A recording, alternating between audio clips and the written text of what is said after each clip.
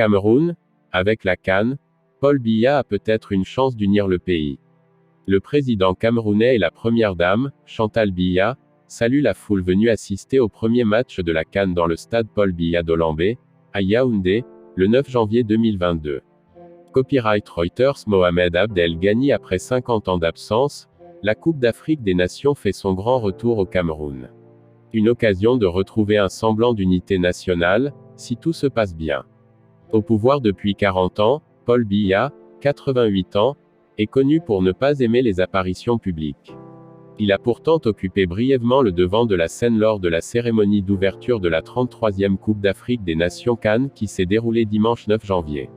Le cortège du président est en effet entré dans le nouveau stade qui porte son nom pour en longer la piste d'athlétisme, lui-même et la première dame, Chantal Biya, saluant par le toit ouvert.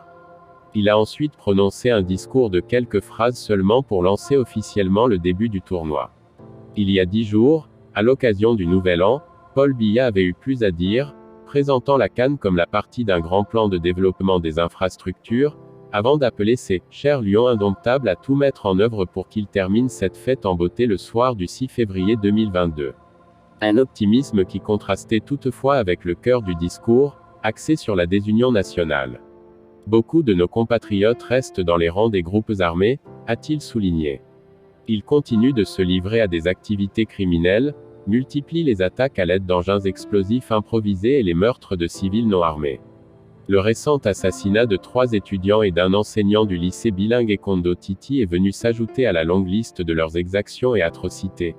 L'attentat perpétré dans la région du Sud-Ouest en novembre 2021 est venu rappeler que la crise anglophone, qui dure depuis 5 ans, n'est toujours pas résolue.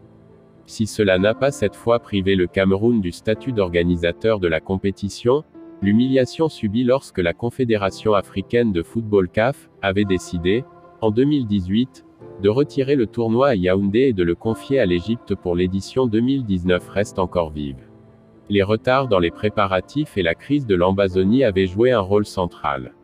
Entraînement à Buea cette année, la politique n'a pas modifié l'itinéraire du groupe F, la Tunisie, le Mali, la Mauritanie et la Gambie, qui doivent toujours s'entraîner à Buea, la capitale régionale du Sud-Ouest. Par ailleurs, 8 matchs seront disputés dans la région côtière de Limbé, où une explosion a été signalée pas plus tard que le 5 janvier et où la sécurité est renforcée. Un tournoi sans incident majeur renforcerait la position officielle des autorités, selon laquelle le pire est passé. Si le Cameroun se qualifie pour la finale au stade Paul Biya, situé dans la banlieue de Yaoundé, les détracteurs de cette installation de 300 millions de dollars pourront toujours dénoncer le coût total du tournoi. Environ 700 millions de dollars ont été investis dans les stades et les routes. Mais le succès de l'équipe nationale à domicile tend à noyer la voix de l'opposition. Dimanche dernier, les Lions se sont remis de leur défaite contre le Burkina Faso, 0-1, en profitant de 2 pénaltys concédés à la hâte pour s'imposer 2-1. Mes frères, je suis de Bamenda, le Cameroun n'a pas